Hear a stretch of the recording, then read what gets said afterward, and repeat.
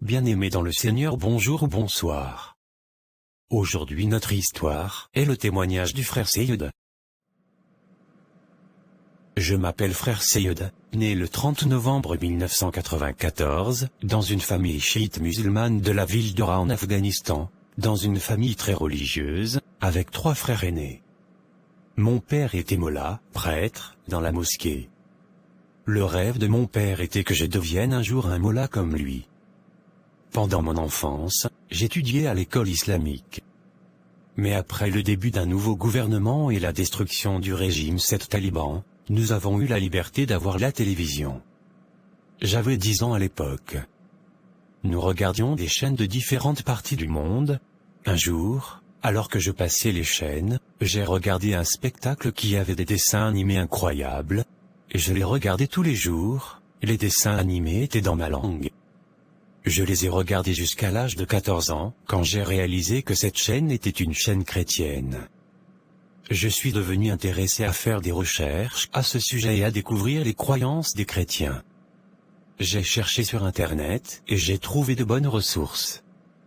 À cette époque, il n'y avait ni smartphone ni Internet à la maison, alors j'allais dans un cybercafé pour utiliser Internet au moins 1 ou 2 fois par semaine. J'avais l'habitude de collecter mon argent de poche et de payer pour accéder à Internet, afin de pouvoir lire la Bible et l'étudier. Finalement, j'ai complètement compris ce que je lisais, et j'ai appris et compris que Jésus, et personne d'autre, est mon vrai sauveur. J'ai donc accepté Christ comme mon sauveur personnel le 28 mars 2010. Après cela, je cherchais une Bible imprimée pour que je puisse lire plus correctement, mais malheureusement, je n'ai pas pu en trouver une. J'ai essayé de contacter certaines organisations sur le web, mais toutes ont dit qu'elles ne voulaient pas me mettre en danger. Avoir les Écritures serait un danger pour moi. J'ai décidé d'écrire la Bible par moi-même. Chaque fois que j'allais au cybercafé, je copiais les Écritures dans mon cahier. J'ai écrit Genèse, Matthieu, Proverbes et Jérémie. Il m'a fallu 3 ans pour les terminer. Après cela, j'ai eu un smartphone, j'ai donc pu lire la parole sur mon téléphone portable, puis j'ai trouvé des amis en ligne sur Facebook. Ils me guidaient à travers la Bible et ils m'ont conseillé d'aller au Pakistan parce qu'il y a des églises et des chrétiens là-bas, ils pourraient m'aider à obtenir une copie papier de la Bible. Donc, j'ai obtenu mon passeport et un visa. Dans septembre 2014, je suis allé au Pakistan. Quand je suis arrivé là-bas, j'ai vécu l'opposé de mes attentes. Les églises ne voulaient pas me parler et les pasteurs m'ignoraient. Certains m'ont même demandé de ne jamais retourner dans leur église. J'étais tellement déçu, mais je savais que Dieu est fidèle, alors je priais beaucoup à ce sujet et je suis retourné à nouveau en Afghanistan. Après un certain temps de retour en Afghanistan, j'ai découvert une page Facebook nommée Afghan Church New.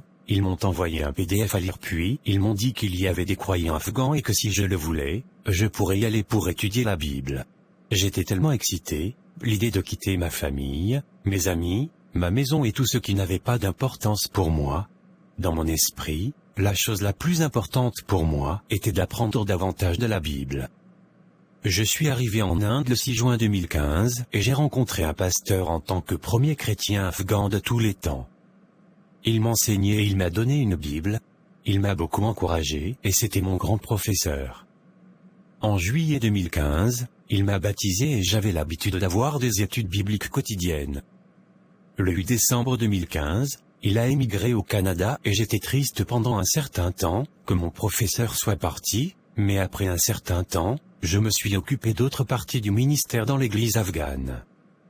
Je suis de plus en plus encouragé chaque jour à étudier de plus en plus la Bible.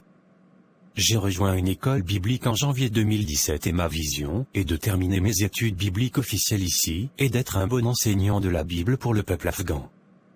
Le verset biblique que Dieu m'a révélé dans un songe et qui m'encourage beaucoup se trouve dans Jérémie 1, 5-10 qui dit « Voici les paroles que le Seigneur m'a adressées, avant de te former dans le ventre de ta mère, je te connaissais, avant ta naissance, je t'ai choisi pour me servir.